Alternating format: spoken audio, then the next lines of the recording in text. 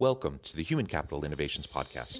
We're your source for personal, professional, and organizational growth and development, where we share original research, explore industry trends, and interview executives and thought leaders from across the globe.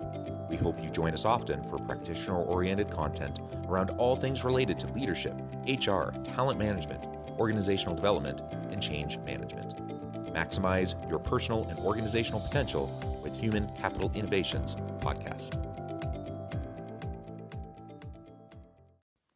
Do you enjoy the Human Capital Innovations Podcast? Please subscribe, leave a review, comment, share, and consider supporting the podcast on Patreon, even at the producer and sponsorship levels.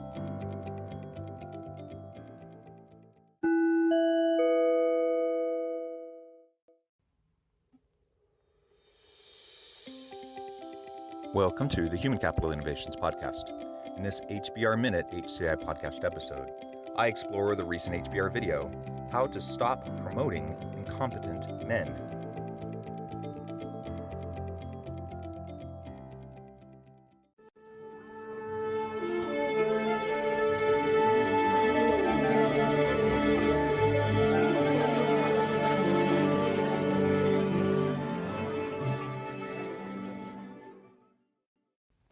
Welcome back to the Human Capital Innovations Podcast. It's great to be with you again today for this HBR Minute HCI podcast episode. Today I'll be exploring the recent HBR video, How to Stop Promoting Incompetent Men. Are there fewer women in management because we can't discern between confidence and competence? The popular explanations range from women just aren't capable of being leaders to women just don't want to be leaders. However, one author suggests the absence of women in leadership roles has less to do with women themselves and more to do with how we interpret leadership traits. Confidence, a trait more associated with men, is often misinterpreted as competence. As a result, charismatic but incompetent men have fewer barriers to reach the top than women. Individuals in positions to promote and hire managers should think more critically about what seems like a leadership trait versus what is an actual leadership trait. They will find that arrogance and overconfidence, the characteristics that get men into management positions, are also the characteristics that cause poor performance. Thanks for joining me, and I'll catch you on the flip side of this first clip. I think there's no question that we are still promoting at least as many incompetent men as we were when I wrote the original article, Why Do So Many Incompetent Men Become Leaders? I am very grateful to incompetent men who keep succeeding, because every time that somebody that is perceived as incompetent or not very competent gets elected or wins an executive position in a company, the article then goes back to number one. If you seem aggressive, very assertive, bold, abrasive, overconfident, there's a strong probability that people attribute competence to you, especially if you're a man. I think there is clearly a disconnect between the attributes that seduce us in a leader, things like confidence, charisma, even narcissism and greed, and those that are needed to be an effective leader. Nothing gets to me more when seemingly incompetent people get promoted continuously throughout an organization. And why do they get promoted? Well, clearly, they've been able to convince people who are higher up in the hierarchy that they are competent. The question then becomes, well, how are they able to pull the wool over their eyes? How are they able to convince them of their competence when they really don't have it, when their skill level, their capabilities and their competencies don't really match up with what they need to be able to do to be effective in the job? And what he shares, I think, is really important. And that is, we have this old-fashioned notion of what it means to be a good leader. And with that comes confidence and arrogance and self-centeredness and narcissism even. And many people see those characteristics, in fact, as the characteristics of an effective leader, when there's actually no connection between those, and they can actually be detrimental. They usually are detrimental to the effective running of an organization. So we want competence, we want capabilities, we want people who can do the job. And I think everyone within an organization would say that. and set aside nepotism and blatant nepotism, blatant favoritism that sometimes happens. I think most people have good intentions and they want to promote people who are capable. Why wouldn't I? If I'm a VP over an area, why would I want to hire someone into a senior administrative position when they're not any good? It makes my job harder. The reality is we get snowed. We get the wool pulled over our eyes, and we get tricked into thinking people are competent when they're not. And so this problem perpetuates itself. Add to that once someone starts to move up a hierarchy, uh, because of the way they've led, they start to see that as evidence of their success. Clearly, they were promoted because they are a good leader, because they show that confidence, because of that arrogance, because of that narcissism. And so they start to think, well, yeah, if that's how I was successful, that's how other people will be successful. So they want to choose other people who are like them. And it just continues, it perpetuates itself. Now, certainly there can be women who are also incompetent who get promoted. There's no race or gender differential in terms of incompetence. But the reality is that there are certain masculine traits that can mask mask the competence that we may have, make it look like we're competent when we're not. And that's really at issue here. And when you look at gendered differences, when you look at kind of the cultural norms often associated with these gendered differences, then we start to see that some of the common traits that are more feminine, more associated with females, they tend to be the ones that are considered softer, weaker, not as capable. When in reality, the research shows that those characteristics are far more important in effectively leading an organization. So he's going to explain some more of this as we go throughout this video and we dissect it a little bit. But really, we need to get this right. Not only is it an issue for gender parity in the workplace in terms of having female executives and female leaders throughout organizations, and other issues related to gender and racial parity. But goodness, why do we want so many incompetent people within organizations on a continual basis? We can fix it. So the data are pretty consistent here. Women outperform men in measures of leadership: self-awareness, humility, emotional intelligence, agreeableness, coachability, connecting with others, mentoring others, managing others, and KPIs like revenues and profits. That's not to say that there aren't any men who may display more empathy and coachability than women. Sure, some women are taller than some men, but on average, men are taller than women. And on average, men lead in a more absentee way, are more hands-off and more centered on themselves. And women tend to be more centered on their teams and subordinates. So on average, women display these better leadership traits more often. So again, the data is pretty darn clear. There's been lots of research on this. I've done some of this research myself. That women, on average, in the aggregate, they tend to have higher levels, reported levels in these various important leadership characteristics and capabilities that lead to actual organizational success, not perceived success as a leader because of machismo, because of overconfidence, and asserting yourself more strongly, trying to make other people think that you know what you're doing or think that you are on top of things. Setting the facade aside for a moment and just looking at actual accomplishments, actual productivity, actual key leadership characteristics and traits that people agree are important, women tend on average to rate higher than men. Like he said, that doesn't mean that there can't be men that are amazing with these traits. Obviously, that's not the case. And all of these gendered kind of comments and gendered characteristics, I just want to acknowledge that clearly we can't paint with broad brushstrokes. We can't. These are stereotypes, and obviously they don't universally apply across the board to all individuals in these different groups.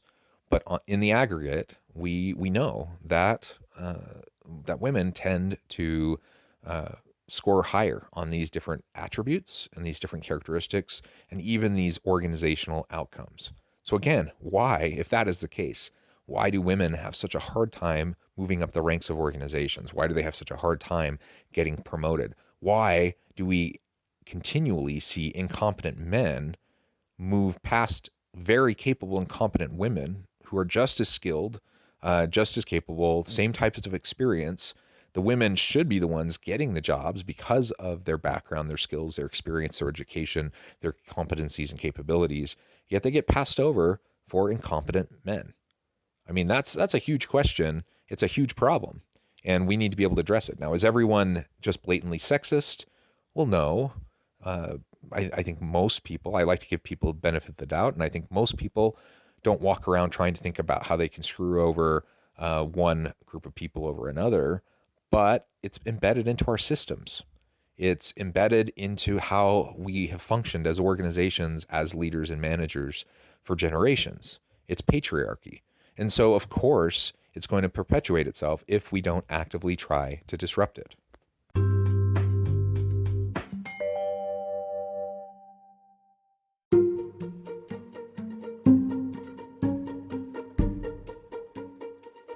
Welcome to the Human Capital Innovations Academy. Courses, micro-credentials, and certificates to upskill and reskill for the future of work.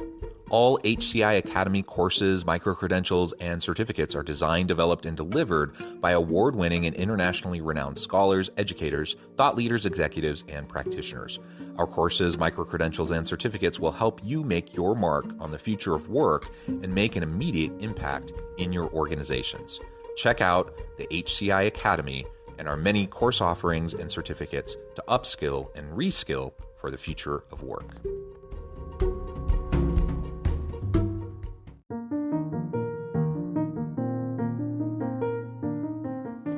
Check out our new weekly LinkedIn newsletter, Alchemizing Human Capital, exploring industry trends via original research and interviews with executives and thought leaders from across the globe. We look forward to having you join us.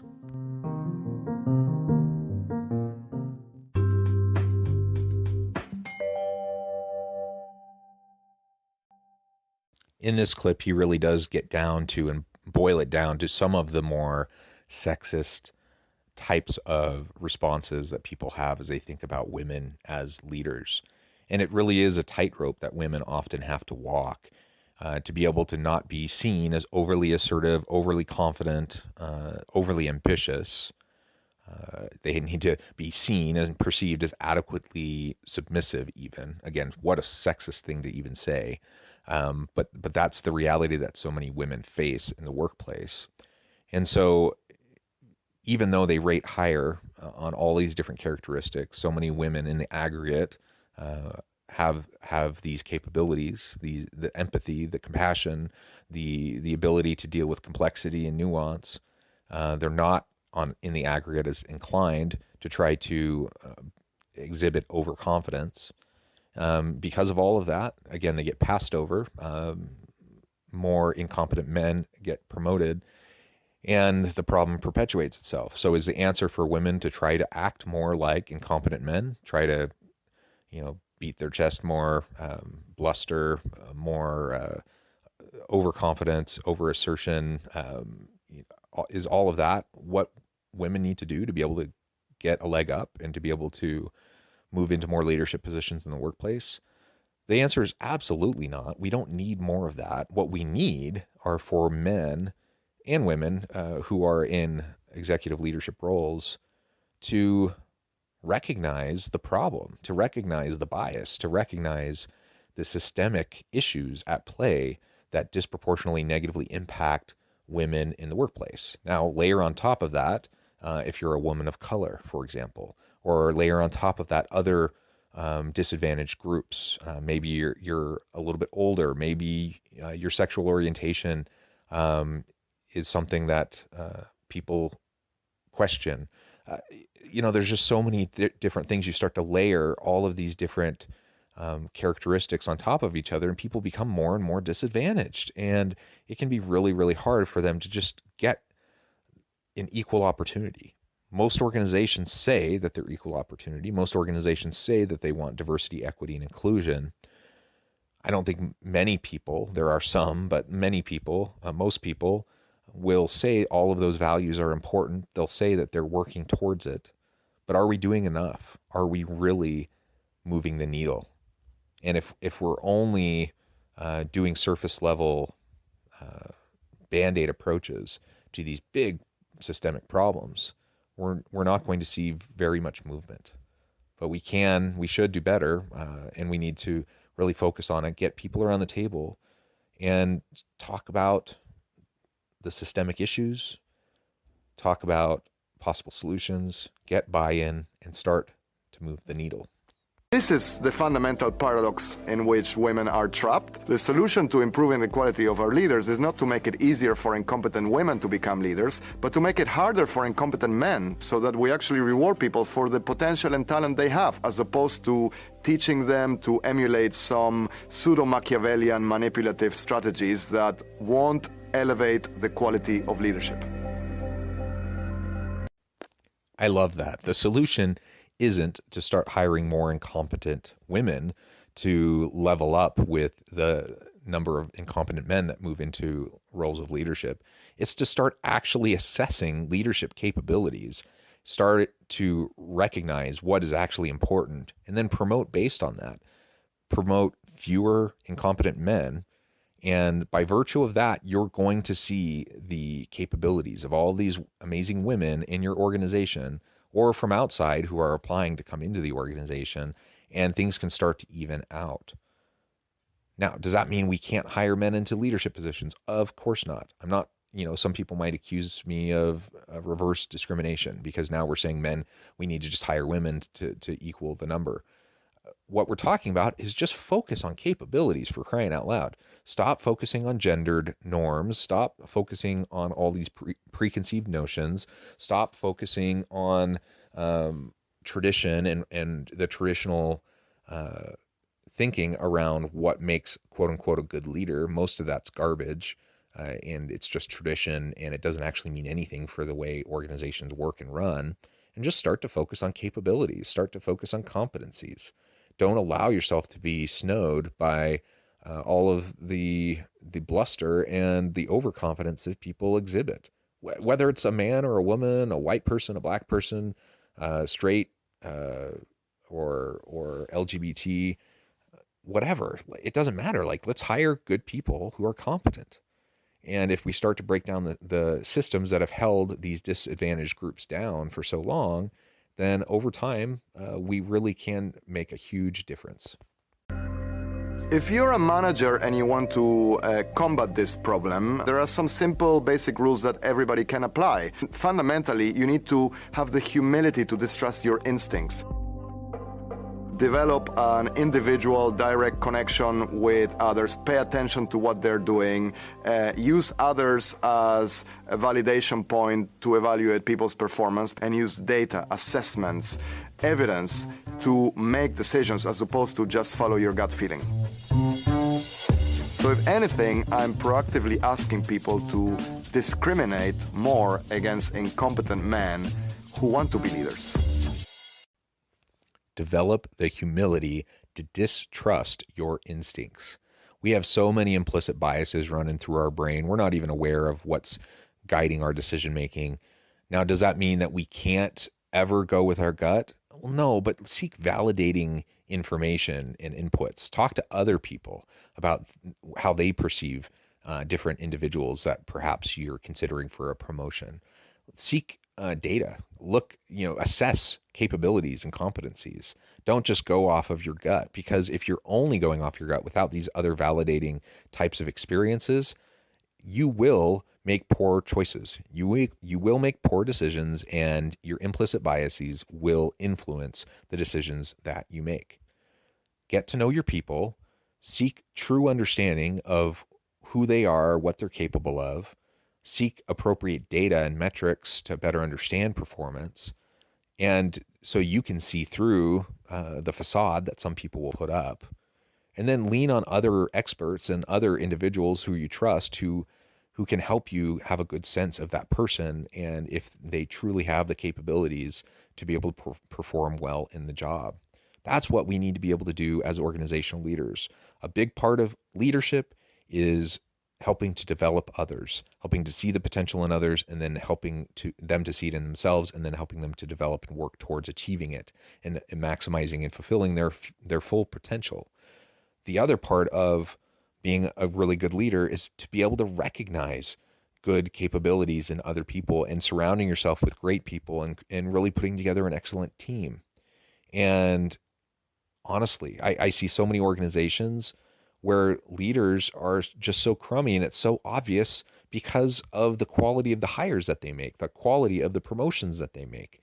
I don't need to look much further than to look at the quality of their team and the quality of the promotion decisions that they've made to recognize how they approach their own leadership. Because if they're consistently making those kinds of bad choices and promoting incompetent people, whoever those incompetent people are, but particularly incompetent men, to the further disadvantage of other disadvantaged groups, then there's a huge problem. So exercise a little bit of intellectual humility, recognize that you can't magically discern who's going to be the best for a position. That's nonsense. Seek data, seek other information that can help to validate your perception. And sometimes it'll invalidate your perception, and you'll be glad you sought out other inputs. I think this is such an important issue. Not only do I not like working with incompetent people, that's hard enough, but working with incompetent people who think they're amazing, that's the worst. And when you start to get a whole group of people together who all think that they're awesome and they're really just incompetent, and they don't have a lot of integrity, and they throw their people under the bus, and they have a lot of personal insecurities, and they don't want to work closely with other good people because they're worried about being found out. That's just a sickness in organizations. It's so dysfunctional, and it truly is, if allowed to fester, it can destroy cultures and it can destroy organizations. So let's stop hiring incompetent people. Particularly, let's focus on some gender parity and stop hiring incompetent men. Promote people who are actually good at what you need them to be able to do. And I think if we focus that way, inevitably we're going to see more women move into leadership roles in organizations. And we can start to solve some of this problem. Thank you for joining me for this episode of the Human Capital Innovations Podcast. As always, I hope you stay healthy and safe, that you can find meaning and purpose at work each and every day. And I hope you have a great week.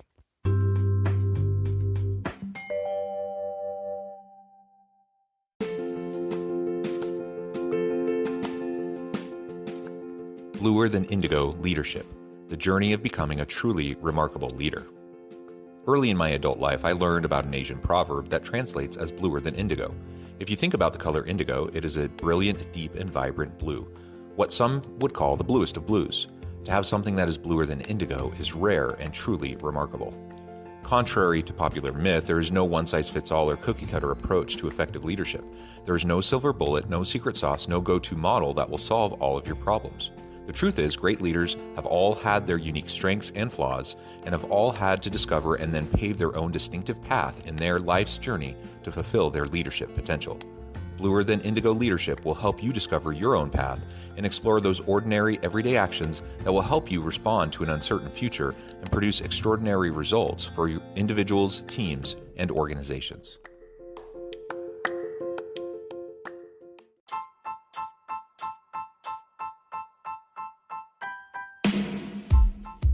The alchemy of truly remarkable leadership. Ordinary, everyday actions that produce extraordinary results. Consider how the nature of work has shifted over the past 50 years. With increased globalization, rapid technological advancement, and the shift in economic composition, the average job of today looks very different than the average job of 50 years ago. What will the jobs and organizations of tomorrow look like? Moreover, what does this all mean for organizational leaders? What are the core competencies and capabilities of organizations and their leadership that are prepared for continued disruption and geopolitical and socioeconomic shifts? Regardless of what the future holds, increasingly, leaders need to be socially minded, data-driven, decisive, champions of talent, and disruptors of the traditional notions of leadership, teams, organizations, and work. The alchemy of truly remarkable leadership will help you to explore your own leadership competencies and capabilities and consider ways to apply and implement them into your workplace and personal life.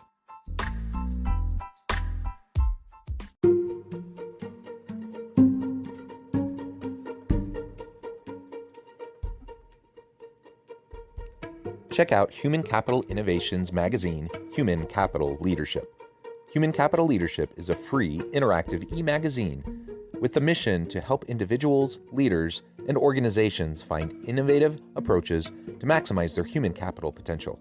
We publish issues quarterly in August, November, February, and May. Take a look at the latest issue and let us know what you think.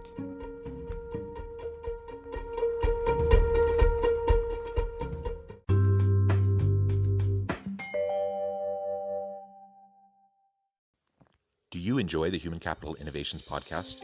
Please subscribe, leave a review, comment, share, and consider supporting the podcast on Patreon, even at the producer and sponsorship levels. Thanks again for joining us for this episode of the Human Capital Innovations podcast. I hope you stay healthy and safe and that you have a great week.